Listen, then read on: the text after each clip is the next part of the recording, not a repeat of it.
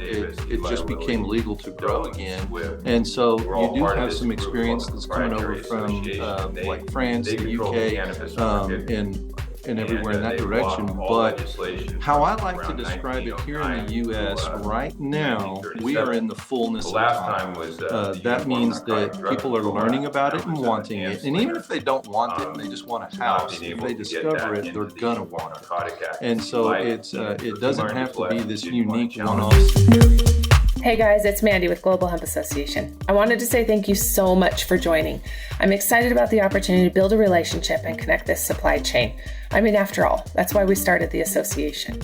Our association was built on the foundation of connecting supply chain, building relationships, and helping you grow your business. Anyone from farmers, manufacturers, and distributors, people that are passionate about the supply chain, and those creating products selling into biofuels, plastics, textiles, construction, and building materials. Hello. It's the first time I saw some of those commercials, and I see a few things that I would potentially change, but I love them, and I love that. Oh man, I was excited. I was in them. I was like, hey, I know that guy. At South Bend, right? When we were making the wall, building the wall. That was a great day. Very, very cool. Well, Ray, I'm so excited to have you on and excited to have this conversation and more excited about potential collaboration in the industry. And so I want to say thank you very much for everything you're doing. I'm excited to hear about your new role at the US Hemp Builders Association. But before I do, I just want to give a quick shout out to all of our members, our corporate members. They're growing like crazy. So I want to say thank you so much for all of your support and collaboration. For those of you that were at NOCO, what a fabulous event Morris put on and his team. Every time I go, I feel rejuvenated and revived and a ton of energy pumped into me. And more importantly, the friends and the network that we've built. So just a quick shout out and thank you to everything you guys are doing. And thank you very much for your support. And if there's anything Ray or I can do throughout this interview, if you're catching the interview later on, let us know where you're chiming in from. Please reach out. We'd love to connect both through the association and what we're doing outside of the association. So Ray, before I keep talking too much, I'd love for those that don't know who you are and what you're doing, how did you get into this industry? Tell me a little bit about your background and then what you're working on now. Well, first of all, thank you so much for inviting me back again. And then you are the master of the most important game that we learn as children. You want to know what it is? Yeah, please. It's connect the dots. You know, we in this industry and in many industries, people they learn a lot of something and then they don't connect it with the other something that makes the whole picture come together.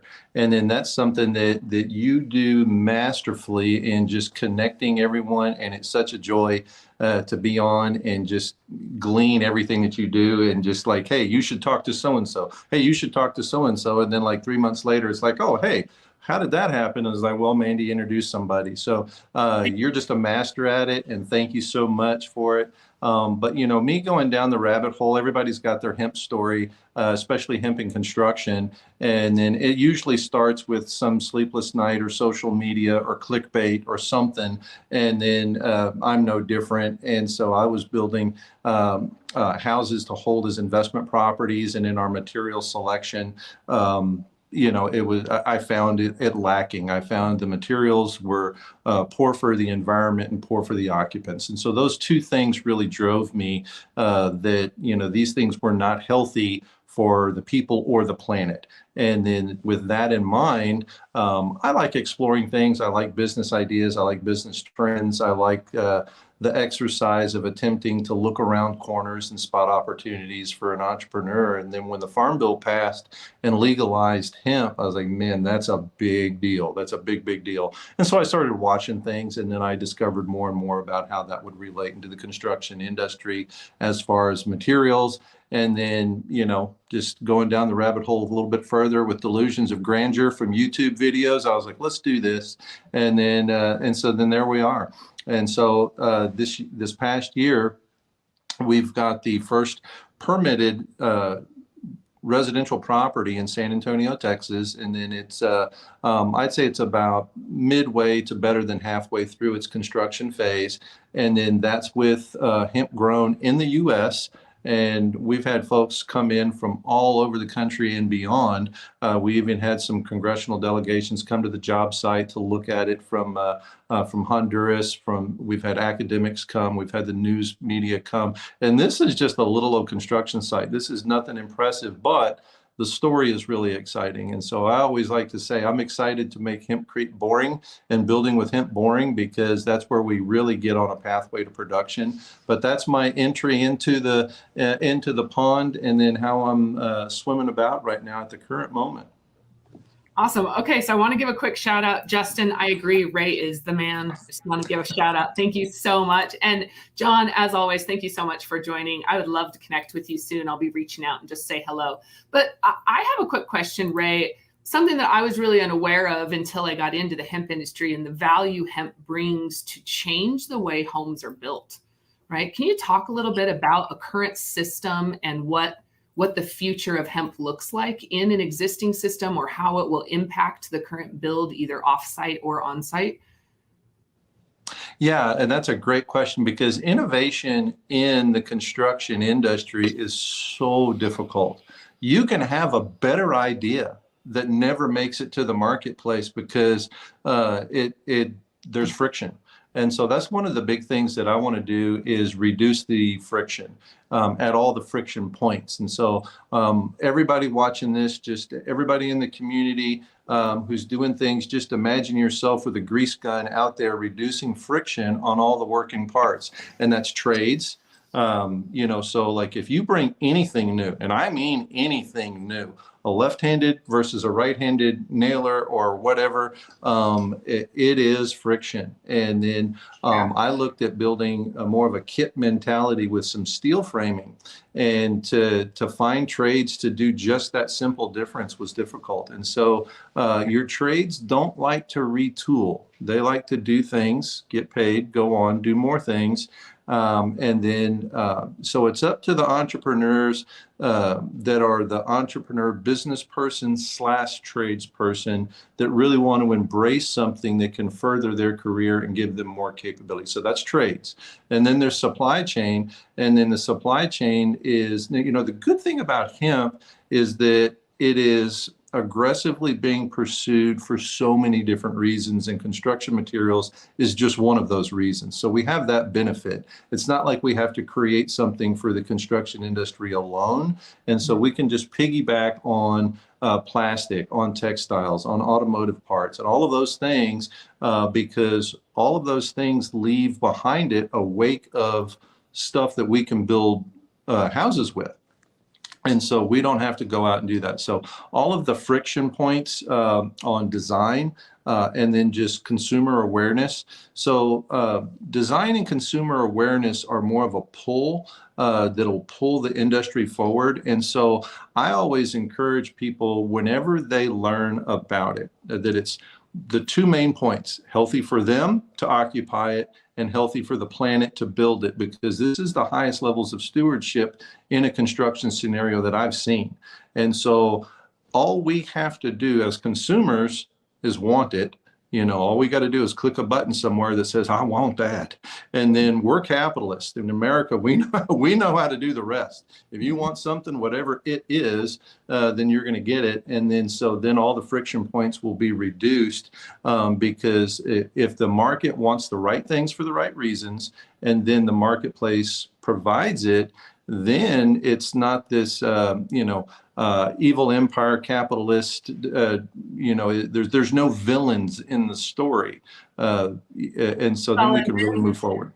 And then we start to see manufacturers come up with a reason to adjust and change, right? If it's being told by consumers, now we're no longer trying to adjust or justify why the manufacturing may potentially benefit, because really that's where the cost is, right? So if consumers are willing to pull, I really like that point. It just kind of like brought this all around on how I'm trying to figure out, development of market and pulling players together, is really that pull on the market is so important. And right now it's fun. So, you and I have both been in this arena for a few years. Mhm. Nobody's been in it for decades just because, it just became legal to grow again. And so you do have some experience that's coming over from like France, the UK, and everywhere in that direction. But how I like to describe it here in the US right now, we are in the fullness of time. That means that people are learning about it and wanting it. And even if they don't want it and they just want a house, if they discover it, they're going to want it. And so it doesn't have to be this unique one-off scenario. It just is something that is a desirable thing. If you're showing, I'm a real estate broker. If you're showing people properties and you say, hey, this one was built sustainably and it's healthy, they're going to want it over anything else that's in the marketplace. But also the supply chains are coming online. As of like 2 years ago, you're importing herd, or doing something really experimental. But now we've got a handful of suppliers that are coming online, doing the right things for the right reasons, and phenomenal things are taking place. And so trades are coming around. One thing I like about the construction project that we have there in San Antonio is everybody who has come on the project loves it. They love working with it. And this ain't fun work. This is hot. This is South Texas sun. This is dust. This is sweat. And everybody loves it. And then everybody's an inventor.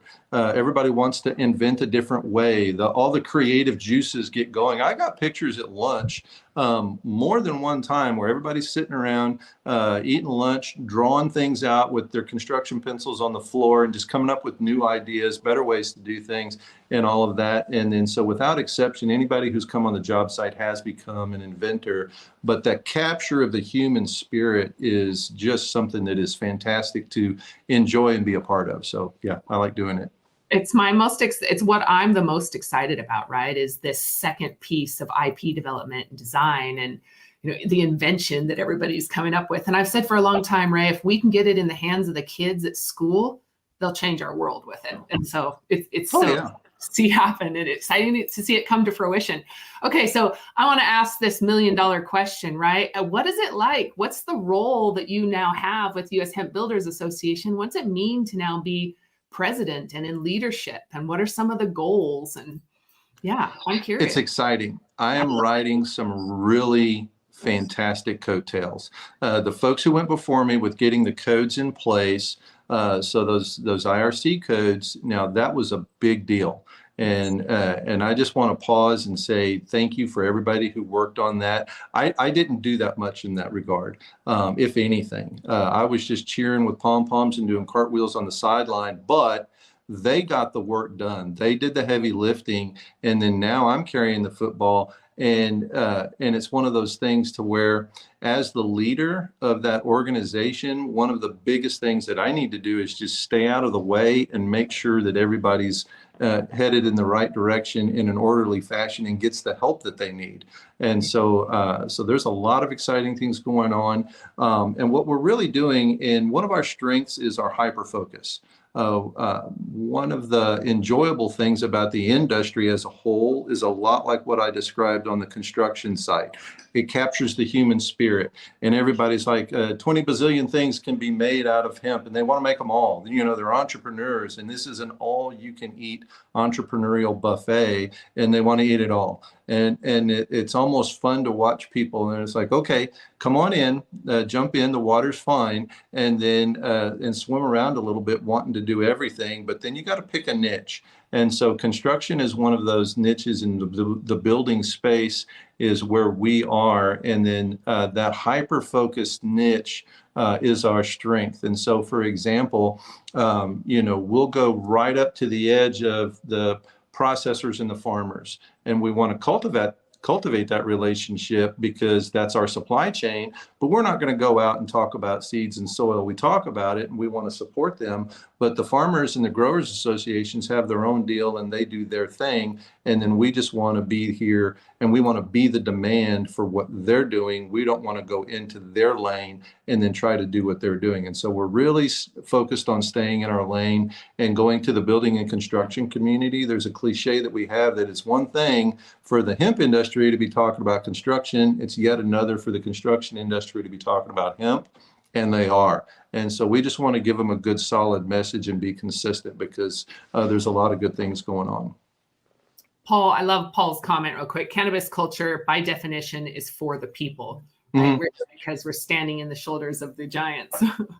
Indeed, indeed. Exactly. So I have a question, right? Talk to me a little bit about the code and what does it mean? Can you talk to me a little bit about collaboration with the Jacobs Group Hemp Builders Institute? Because what I understand is they're really taking this code and moving it to the next level, right? Whatever next steps that is. Can you talk about what is the difference in these two groups and how can people support one or the other or both? Yeah, great question. And then, so Jacob Waddell, in his tenure as the president, and round of applause and shout out to him, did a fantastic job. And one of the key discernments is a lot like what I described, where you had to focus and develop that niche and that specialization. And there was a ton of things that wanted to be done. There was a long list of priorities. And a lot of those priorities had to be told no so that the number one priority could be done, and that was getting codes. And so that took a lot of discernment, one, and then it took a lot of gumption. And there were people that had pet projects that didn't get done or got told to wait. And that was one of the best things to do because you can't go out of sequence on what's important versus what's urgent. And then that was urgent, that was accomplished. And now those important things are the next steps. And so with the code, I describe that as like a skeleton. And then what's being done now is putting meat on the bones for that skeleton. So for example, in how the code is described, if you were an architect or an engineer and you're sitting down to look at that code for the first time and you just read the words on the page and you'd never been around a project or anything like that, you might not be clear about it. And so this is where everybody can come together and put the meat on the bones, have those drawings, have those pictures, have those case studies and those scenarios to where that can happen. And then also the testing that verifies what's being put forward. And so Jacob is carrying that better than anybody I know of. And so what the US Hemp Building Association voted on was to just put some funding forward to help them get going. And then we want to help fundraise along the way. And then at the tail end, it's like, hey, what do you need to finish this and get it across the finish line? And so what we're in the process right now is really shining a light on what he's doing and then helping collaborate with fundraising. And so, with a voice like what you have in bringing that message out and letting us know that that's the relationship between the organizations. It's not like Jacob, went off and is doing his own thing. He is taking... Right? We're not competing. And I think that's the big thing. No, not at all. Not at all. Yeah. And focusing efforts where in order to move the needle, right? To actually get something across the finish line. So awesome. Yeah. And so we're 100% behind what he's doing. We're actually putting money into it. We're helping him raise money to do it. And then it's that hyper focus, like I said, as the organization, but it's a hyper focus within a hyper focus on the codes and the testing. And so what it does for me as the new president coming in, it lets me focus on those duties. And then I've already got somebody who's a champion for that hyper focus. And so I'm just getting out of the way and getting him the resources that he needs and then circling it back around with the structure of the organization in any way that I can. And so that's the end of that, but definitely look him up and then write a check and do things like that and see what he needs. Support. Absolutely. Well, and this goes both ways, right? So can you talk a little bit about some of the focuses you guys have within your association and how do people get involved? Well, we've got the codes, and so we're carrying those forward, and then we're just spreading the word.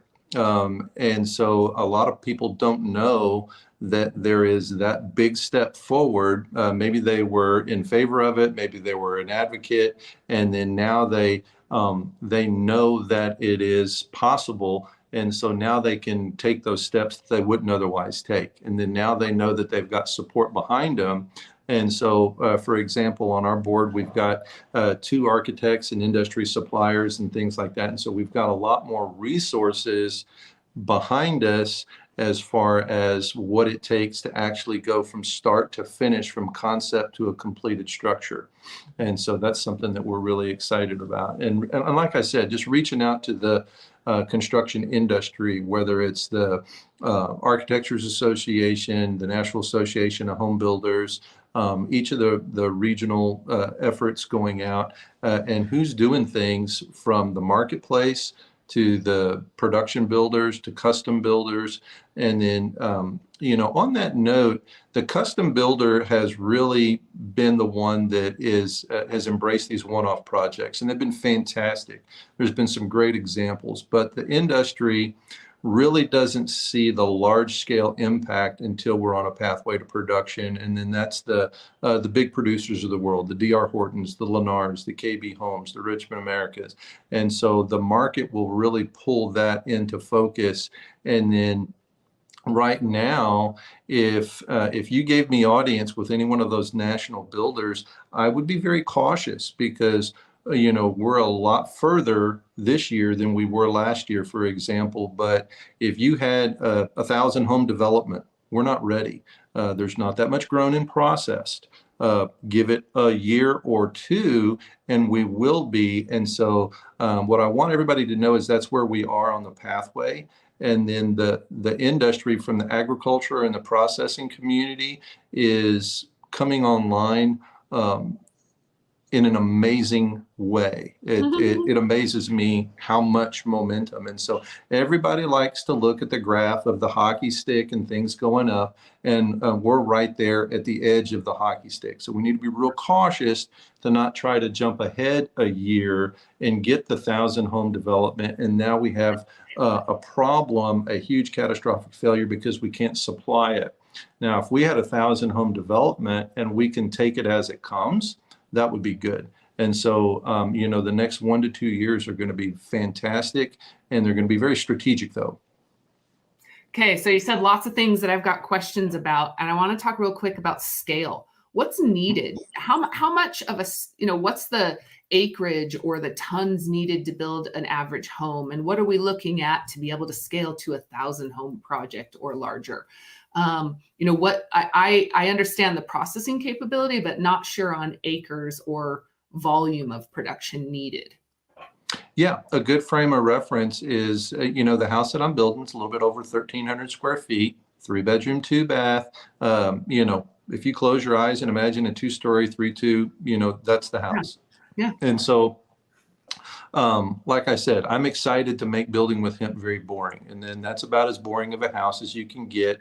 It's exciting how boring it is just on the material selection. And so only you and Gene would think that that's an exciting thing, is to make it boring. Well, yeah, it's kind of like how many people really have their soul and spirit stirred by going, well, do I want fiberglass or do I want spray foam? Nobody. And so, but this is one of those things that is really what gets talked about and stirs the human spirit. And so that's what's nice. And if it can be done on a larger scale, that is what's nice. But back to the friction points, and then how big and how much. The takeoffs for that house were 20,000 pounds of hurd.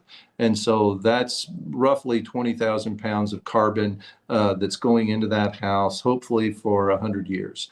And so that's another one of the things that is part of the story, is that it lasts longer, all of that, all the attributes most of us are familiar with, or they can be looked up. And so, but trades are something that also needs to be trained up. If I want a subcontractor, I need to make one.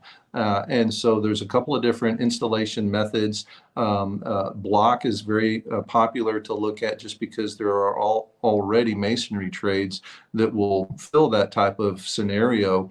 And then whether it's spray or hand cast, some sort of mechanization or panelization. I know a lot of the prefabrication industry is looking at this from a panel point of view or a whole house prefabrication. And those cooks in the kitchen are coming up with some really good scenarios.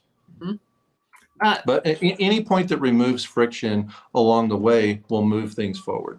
I don't know if you have an answer for cubic yard of hempcrete, what biomass is needed per cubic yard.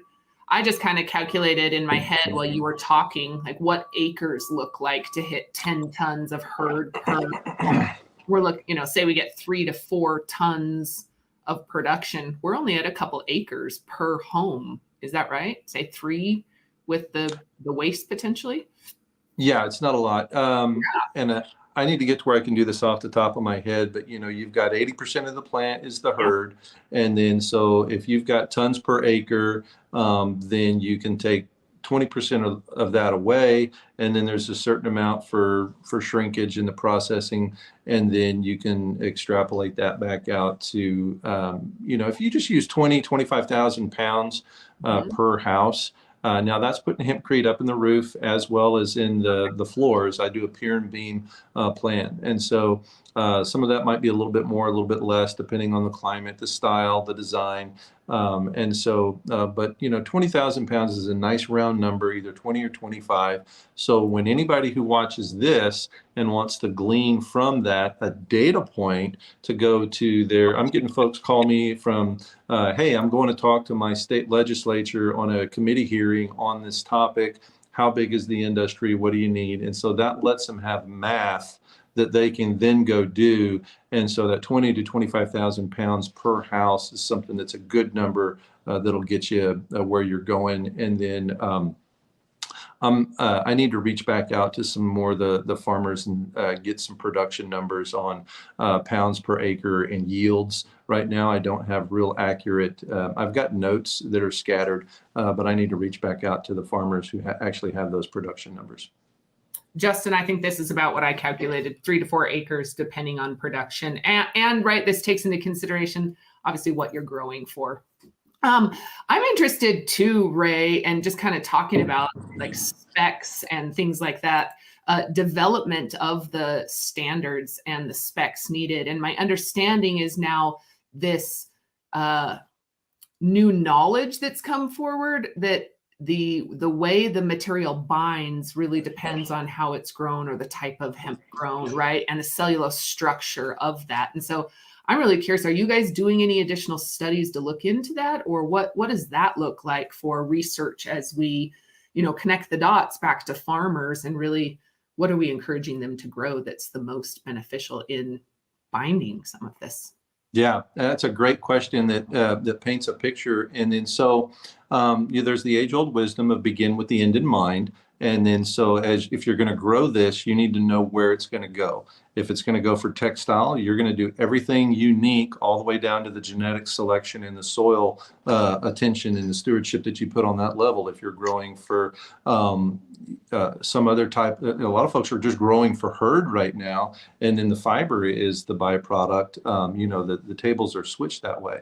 But as far as the standards go, what the US Hemp Building Association looked at in evaluating that, and I know Jacob had made a lot of progress with ASTM that puts standards out into a variety of industries so that the industry can actually function, and then that consumer marketplace of as this commoditizes, it's got a standard for that commodity to be bought and sold in the marketplace. And then also from the builder's point of view, I've got consistency in what I'm getting.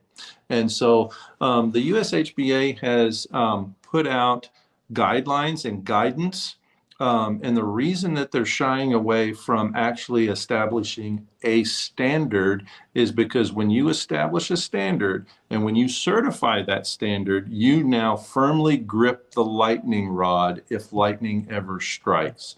So with certification comes liability, and we don't want that liability. And the marketplace is doing that. So we put guidelines on what we want. And so, to get what you want, first of all, you have to know what you want. And so we're letting the industry know. And then I know several are coming out with those standards. And then the ASTM, their process, I went in through their committee week, and then what I like to describe the ASTM is how they describe it. And it's like there's a 100 chapter story in an action novel, and you're coming in at chapter 23, and then you start reading from there. And so there's a bit of acclamation to it, but the committee is the D37, and the fiber one is D3707. I believe that's correct. And so they're doing a lot, and they're doing a lot on both ends of it. So they're like, hey, this is a standard that the industry wants. And then the industry is saying, this is what we want. And then they're both working at that in different directions. And so ASTM is doing a lot. And then I know there's other organizations that have me on to consult in that way as well. So that at the end of the day, those standards are what can be made. Because I was talking to one processor, and he was lamenting trying to sell what he's processing. And they're like, hey, I love that, but can you do this and then make it just a little bit different? Well, then he's got to shut down the line. He's got to go tweak machinery. So his opportunity cost to make a sample might be $10,000 worth of production and equipment and, engineering and tweaking. It's not like these are knobs that we turn. Sometimes they are, but a lot of times that's a big cost. And so to hit that standard will be huge for the industry, because it'll let processors know what to put out, and then it'll let the rest of the industry know about what it is that they're getting. And so when projects fail and have a bad scenario, and they will, then it doesn't flow back up and hit that processor and that farmer at fault, because they've sent it off to a third party to be given that thumbs up or thumbs down on whether it's suitable for the application. And so if everybody does what they should do, and everybody covers the bases that they should cover, then what happens in a bad scenario like that is like any other bad scenario in any other normal business, is you file an insurance claim because bad things happen. That's what insurance is for. So the processor doesn't have to have the liability. The farmer doesn't have to have the liability. So that's US HBA. We're putting out guidelines. There's several in the marketplace that are doing standards. ASTM is a larger organization that is active in that as well. And if anybody has questions about that on what the current status of it is, it's changing daily. So just reach out to me. Yes, absolutely. Okay, so you had mentioned something earlier that I'm really interested in, is this offsite manufacturing piece, right? When we look at avenues to bring hemp in. And there have been a number of offsite builders that I got, wrapped up, and you said, don't go after these big builders in the beginning. And of course, that's what we did. And so we learned really quick that way we got to back off and start small. But something that keeps coming up is the offsite builders that are looking for a unique size of wall, right? That they're not able to meet the specs or get a large manufacturer to change what they're doing to meet the specs here. What does it look like, and what's time frame look like before we start seeing large production for offsite building? And what does that look like for a viable path potentially into large construction projects or scalability? Well, I'm in conversations with several folks who are exploring just that. And the way I describe it is that I have not had my prefabrication epiphany. And so I know there's a lot of good cooks in the kitchen. And so I'm doing it low tech, old school now, and then so that I can be in the game and doing stuff. And then I'll just improve on that one baby step at a time. instead of sitting at zero and not doing anything and waiting for the right scenario. And so we've done a lot of it in-house. And so we're able to be financially competitive to where we can put something out there that's good. But just like all the, whether it's block or panels, there's a lot of good cooks in the kitchen coming up with stuff, but I don't have a clear discernment on which way that'll go. But I do know that a lot of good things are happening. Man, every time, and NoCo was just another example, right? Of somebody that I learned about that's doing ceiling tiles, or the global fiber group that has the structural block now, the structural hemp block with the University of Nebraska. Are you familiar with that? Yeah, Corbett Steel with that. Now here's the thing. This is the thing that will be disruptive, is that right now the paradigm is that you can have it be structural but not insulative, or you can have it be insulative but not structural. If you get to where they're both, that is a disruptive technology. And then we're building schools and hospitals and things like that. And so I am confident that, if I were on the Las Vegas floor of the statistical gambling, I'd say within 1 to 2 years, we're going to have a structural insulative block. It's just that big of a need in the marketplace to have that type of construction material. Yes, absolutely. So I want to give a quick shout out, Mike. I saw you're on. I want to say thank you very much. I will definitely be reaching out. Mike's got an awesome event and some stuff he's involved in, and so I'm excited to share about that. Jimmy, I don't know who you want to reach out to, but let us know. I would love to connect, and I know that we've got lots of questions and things like that. Clarissa, I agree. Ability to bring commercial scale will depend on developing the buyer's market. And that's kind of what we started with in the beginning. Ray, what do you think it's going to take, right, as we build a consumer demand campaign and education, right? What is that magic, waving your wand? What do we need to really develop that education? And a perfect example, right? The sick home syndrome, or sick, I can't remember what it's called, right? It is not affecting people like cancer is affecting people, right? How do we relate that type of situation and bring it back to really hit home for people, to where it is an impact that we're willing to spend more for our home to be healthier, last longer, avoid these impacts? Yeah. Well, you don't go to the doctor and get diagnosed with sick home syndrome. You do go to the doctor and get diagnosed with cancer. And so it's one of those things to where it's a long-term effect. You might move between 5-10 homes in a lifetime. You might move between 5-10 jobs in a lifetime, to where you're working at different scenarios and different environments. And so, Greg Wilson's a good example of that, because he was in the manufacturing side of the flooring, of the bamboo flooring that uses a lot of formaldehyde. He shared with me that it's like, at least once a year he ends up in the hospital. Now that's very real. When you're in the hospital, you reflect on things about how you got in the hospital. And so we're not in the hospital though. And so it's one of those things to where we have to let people tell the story who have that hypersensitivity to mold, who have those stories. And everybody's familiar with mold. Mold was a big deal for a while, and then insurance quit paying for mold, and now mold's not as big of a deal anymore, if you notice that. So money motivates a lot. And so that's another thing that I'm usually philosophically opposed to government money coming into any industry. I think that really can pose more problems than solutions. But if you've got a community of entrepreneurs sitting on the bank of the river, and there's a river of cash flowing by, those entrepreneurs are going to figure out how to dip a bucket into that river. Now, as entrepreneurs and as people engaging in the industry, we have to be good stewards of the money that comes out of that river, because guess who put the money in the river?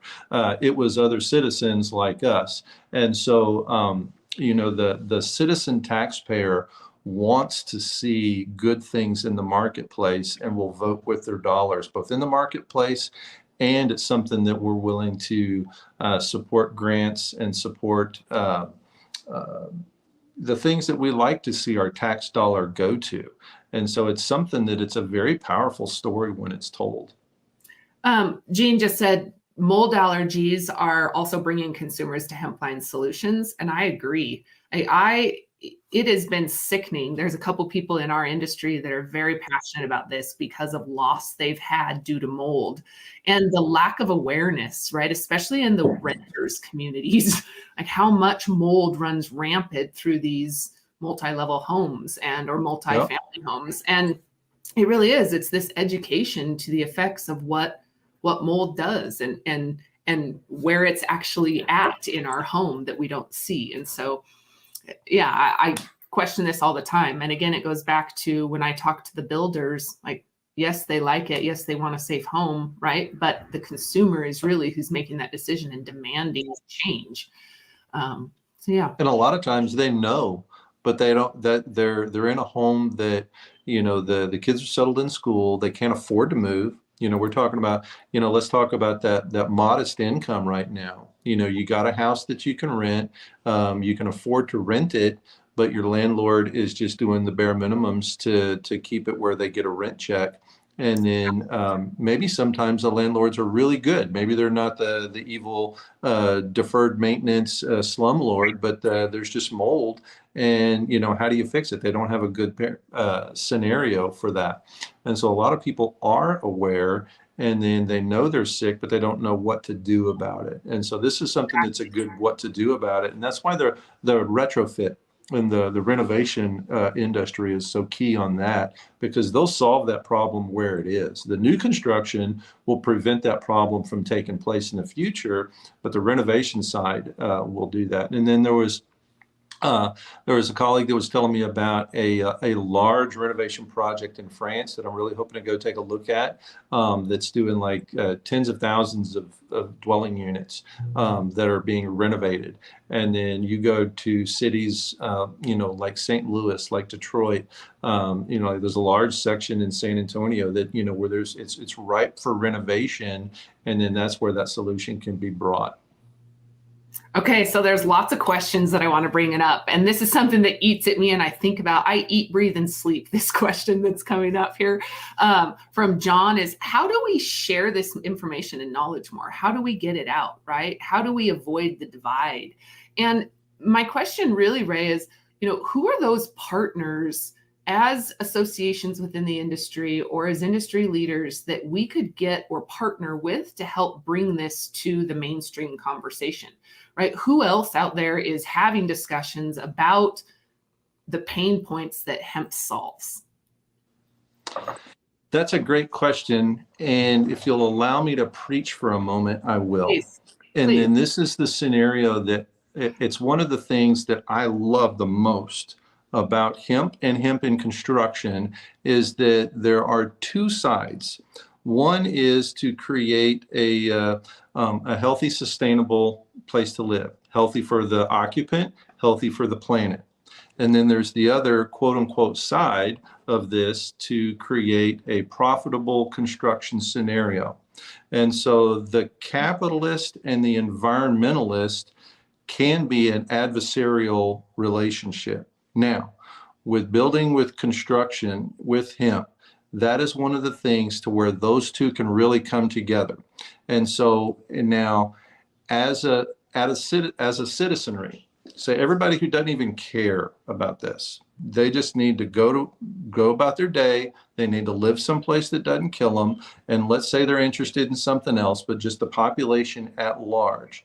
And so we don't get the benefit for the population at large unless both sides work together. That's the profit side and that's the stewardship side. But in this case specifically, they're not adversarial. So let's go over to the stewardship side.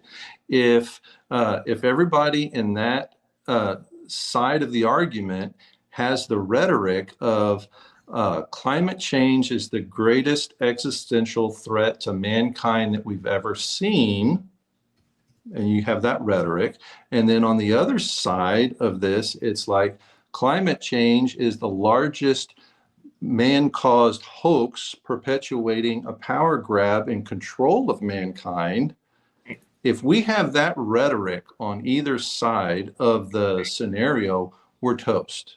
Yeah. Now, what we can agree on is stewardship of the environment. If you go to this side, do you want to steward the environment, or do you just want to take and then leave it depleted? No. Both sides agree on that. Let's come together on that, and we can come together on the point of utilizing hemp in construction. And then that is where both sides have something that is very powerful. And this is another thing. Our political cycles over the past several elections have been extremely toxic and divisive. And this is something to where everybody can come back together and have some sort of unity. And it's a topic that is something that's very near and dear to my heart. And when the group from Honduras came to our job site, that was something that the politicians were lamenting, is that the citizenry, their constituents, were like, look, you jackasses get together and agree on something and then do it.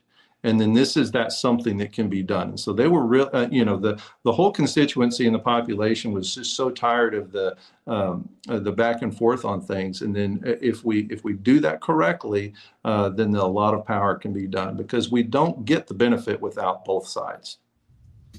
I 100% agree with you. There's quite a few questions that I want to. Kendall says, stewardship is absolutely key. I agree. Education, of course, engineering and architects. Yes.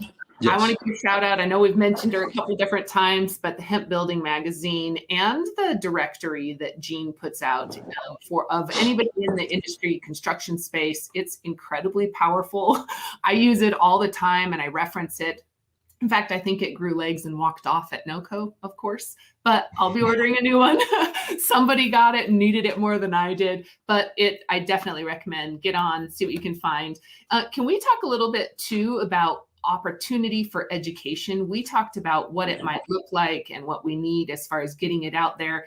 What about structure within the organizations or collaboration between us? What can people expect as far as continued education and knowledge? What type of information could we potentially put out collectively that would give them resources to take to architects or engineers, or to move it along and be a voice for the message that we're sharing? Well, I'll share an exciting, and this is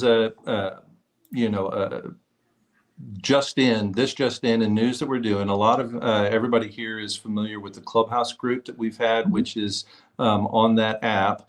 And basically, it's everybody coming together and sharing ideas, and the community is the best resource to educate the community. One of the things that I enjoy as a facilitator in that scenario is if somebody has a question, usually somebody in the audience answers it. And that's where a variety of knowledge comes into play, from the farmer, the engineer, the architect, all of that goes. And so what Jean and I are doing is we're going to parlay that interest into the building of a community that will have that long form scenario to where all of the architects can go off and talk to the architects. All of the engineers can go off and talk to the engineers. All of the farmers can go off and talk to the farmers. And then if each one of those has a question, they can go back and forth, and then it becomes a body of knowledge. And so we all can, together, we all know everything. And then if we don't know it, together, we can all discover it. And so that's where those ideas can cultivate. And we're really excited about that. And then that'll be on the community that's a part of hempbuildmag.com.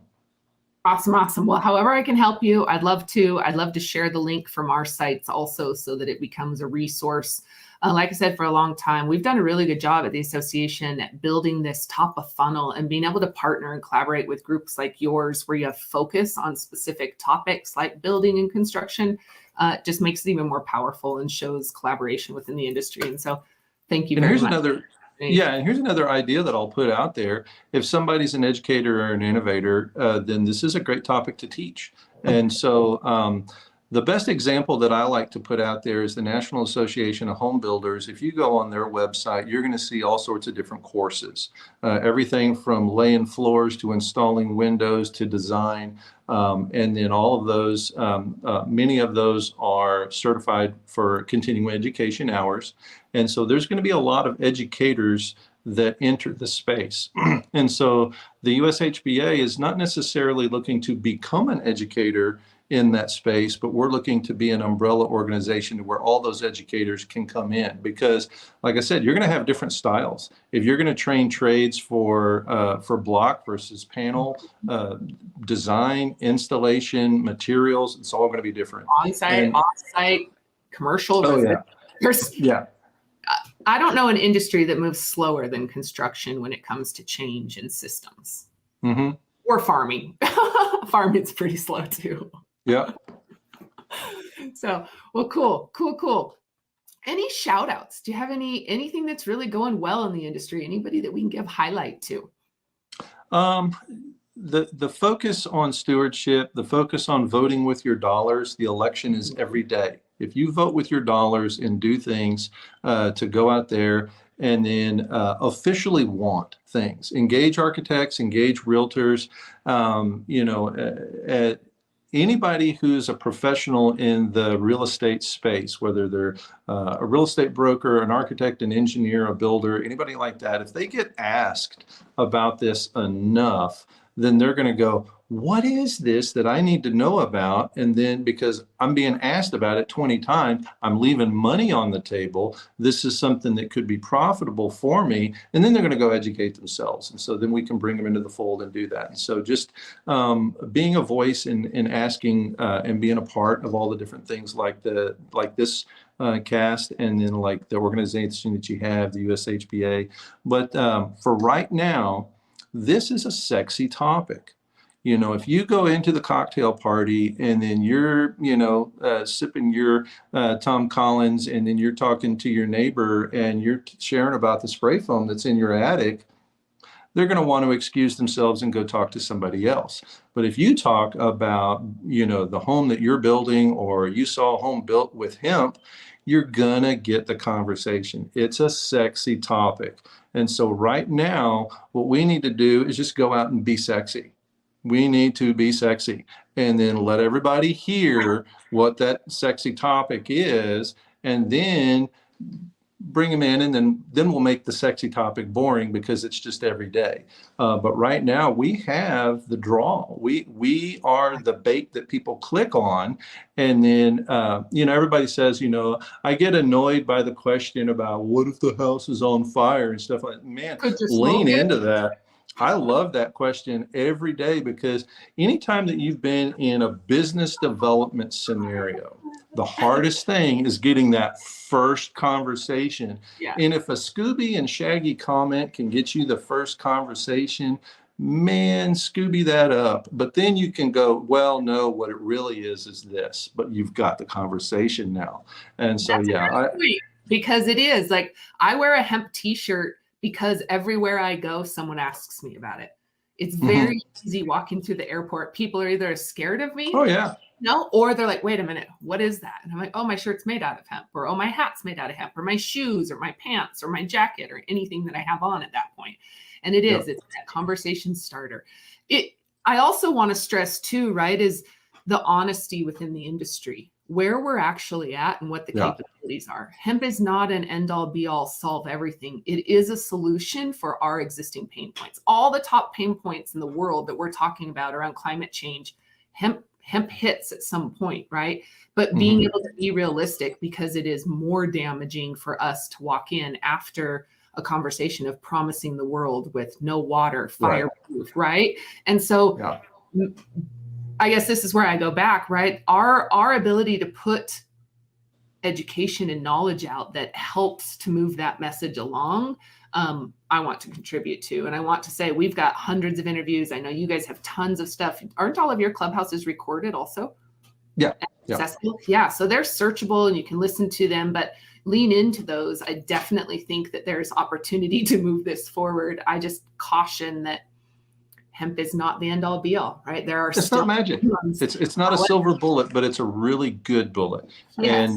And so, best example of that is the story of a farmer who, was looking to grow hemp, but then had a bunch of people came in. You can grow it anywhere. You can no, you can't.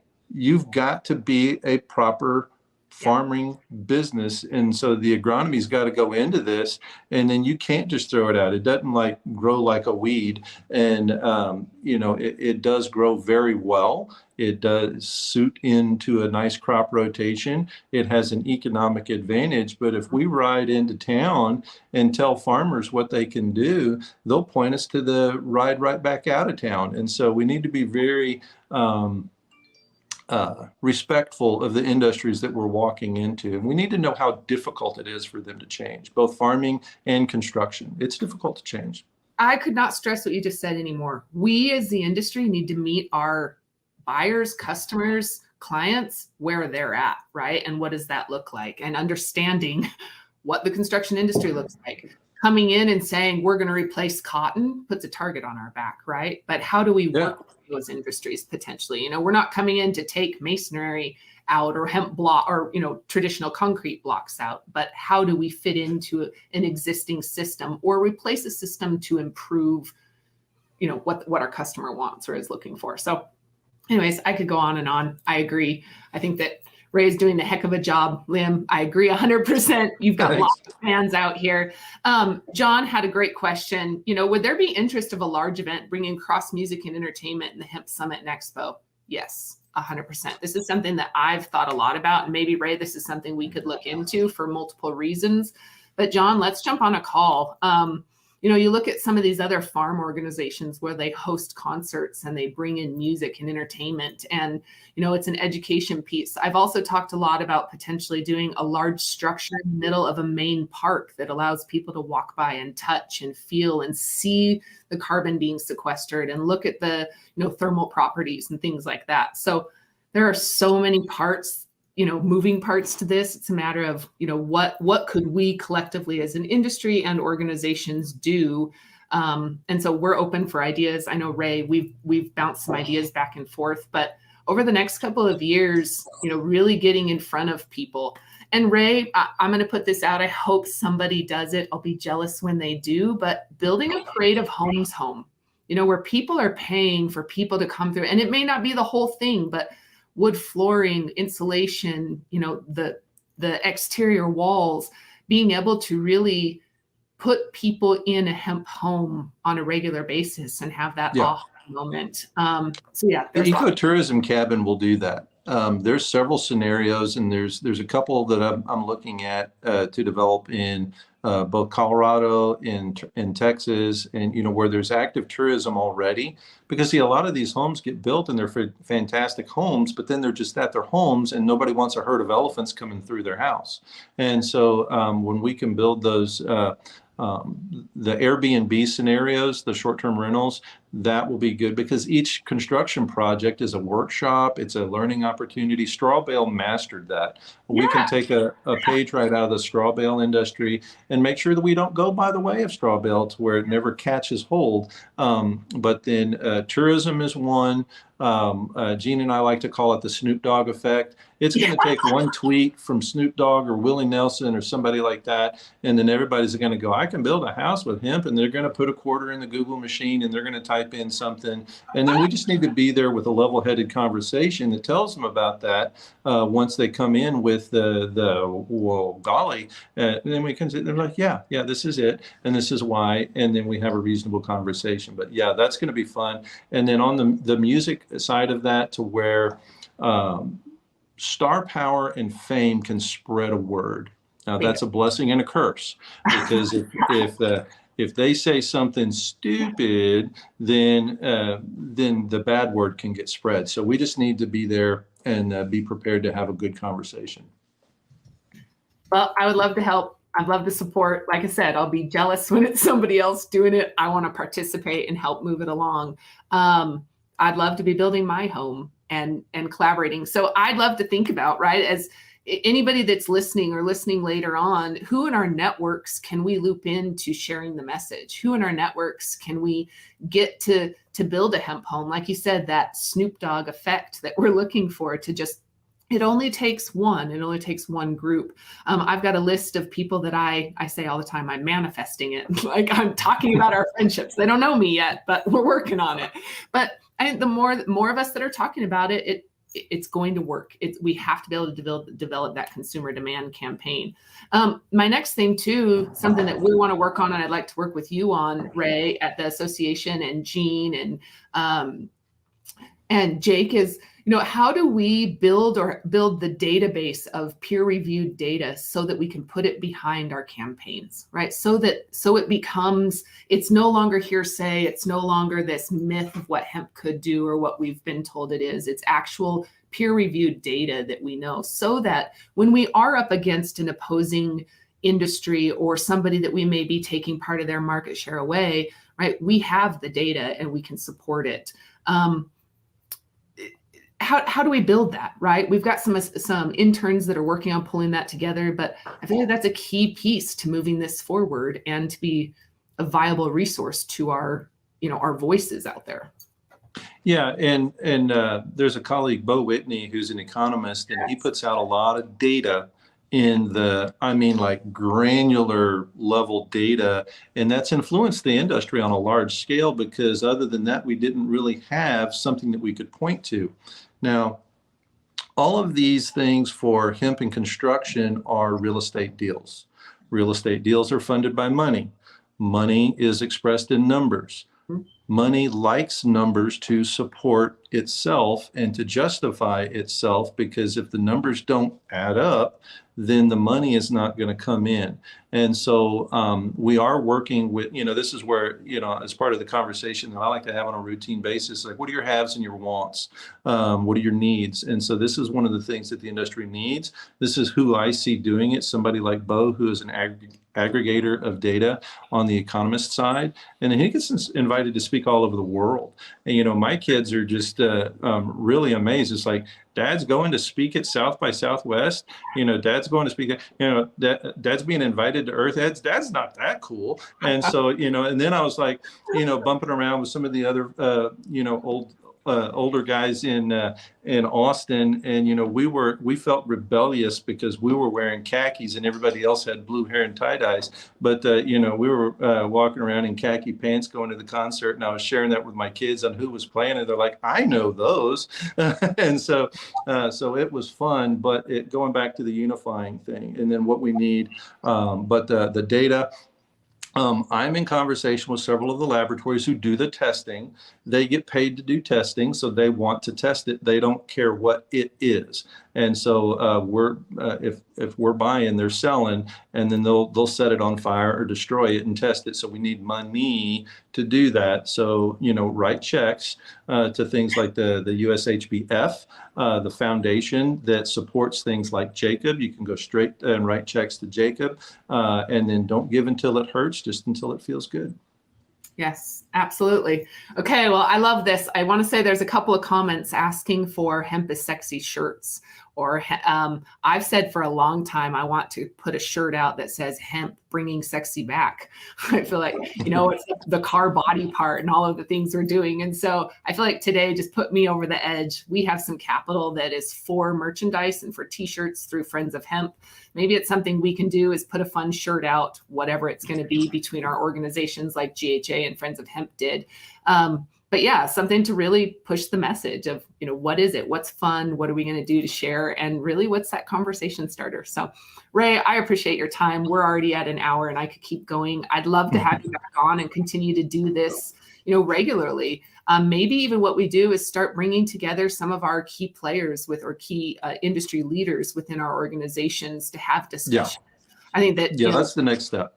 Where I feel passionate and what fuels my fire is seeing projects come together and people connect. And so if we can use this platform to bring the architects and the farmers, or the architects and the processors together, whatever that looks like, to move conversation, I'm all about that. So I invite that, and I would love to have. Here's how I've seen that play out, is that whether it's the farmer, the architect, the builder, the whoever the role is and what they're playing, the comment has been, I'd love to do that, but I could never do that, and then fill in the blank with the reason, and then the other party can answer the reason. So if the builder is like, I need something that's certified to a standard, or I could never build with it, because if I get sued, I'm going to have to sue you. We all have to be able to sue each other. And so it's one of those things to where the builder and the processor come together, and then they bring a third party into the conversation, which is the certification. And so there are entire companies and organizations on a global scale that do that, but now they're a part of the conversation because everybody wanted it, want the right things for the right reasons. We got together, we shared ideas about how it was impossible to do, and then now it's possible. And so that type of collaboration is something that I look forward to doing. I'm super passionate about, and I look forward to having all those interests plugged together, because we need to listen to each other about what makes it possible and impossible. Well, and I think another conversation that I heard a lot at NOCO, and I've been asked a lot about putting together a mastermind group or roundtable discussions on the how, right? Like, how are we meeting spec? What adjustments need to be made to equipment? What adjustments need to be made to harvesting or drying or processing along these steps? And without giving away IP, right, we've got to be able to come together and say, don't do this, it'll cost you $1 million. And I know because that's what happened to me, right? How do we move this without becoming this bucket of crabs, right? We get one that comes up and everybody's trying to put it down. And so, I'm gonna put this out there. I welcome these type of conversations on how we've got stewards in this industry and leaders, for example, IND and Melissa Nelson at South Bend, that are opening their doors to talk about challenges. And so it's what's going to move our industry forward, and it's what's moving us personally forward. You know, there's all this, well, I can't be in a room because my competition is sitting next to me. There is benefit to sitting next to your competition and knowing what's working, what are your strengths and weaknesses, and how do you refer? So. If you look at who's leading and doing the most, it's the folks that share the most. And then I'll give a shout out to Russ Jessup with Texas A&M, and he had this idea, because I was asking him, it's like, hey, we want to go from Clubhouse to a collaborative platform. We want to connect academics. We know academics are siloed. There's a lot of secret sauce that's being done, a lot of research that's being done. How do we connect everybody without sacrificing that intellectual property that is the currency that we trade in often as entrepreneurs? And he said, just get everybody together to have the high level conversations, have those conversations at a level where it's more concept, and then let everybody connect, and then the right people will connect with the right interest, and then they can go off and have that conversation under an NDA or something like that. And so those are the conversations we want to facilitate with the community, with the platform that we've got with the US HBA, as well as other platforms like the community that Gene is building. And so those conversations can happen. Yes, I love it. Love it. Okay. Well, thank you so much, Ray. I'll share your contact again. Find him on LinkedIn. He's all over LinkedIn, does a great job. Clubhouse on Thursdays, right? What time on Thursdays do you go live? That's new news. This evening, we're going to go at 6 Central, and then we will probably discontinue that and go to the community and migrate that to hempbuildmag.com in the community. So if you don't have a profile there, set one up, but that's going to be the body of knowledge that develops as it goes.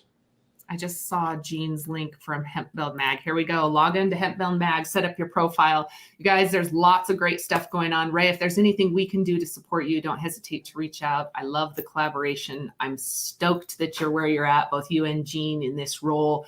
I love to hear the collaboration with Jacob also. It's great news.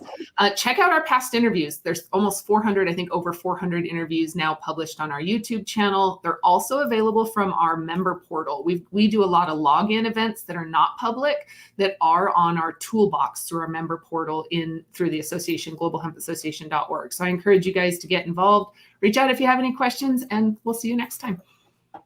Thanks, Rick. Thanks, Mandy. Okay, talk later, guys. See you.